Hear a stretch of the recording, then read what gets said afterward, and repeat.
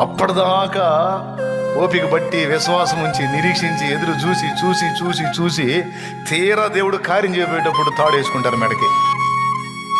ఏం చేసుకోవటానికి? ఎక్సర్సైజ్ చేయడానికా? పోటానికి? దేవుడు కార్యం చేయబోతున్న తరుణాన్ని లక్ష్య పెట్టరు, గుర్తించరు. యాకోబులాగా యాకోబు కష్టాలన్నీ ఒక టర్నింగ్కి వచ్చేటువంటి సమయం ఆసన్నమైంది. అక్కడ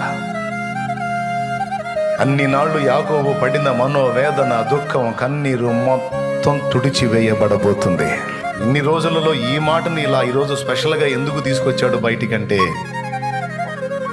కొన్ని సంవత్సరాలుగా నలుగుతున్నటువంటి కొంతమంది సమస్యలకి త్వరలోనే దేవుడు సమాధానం ఇవ్వబోతున్నాడు.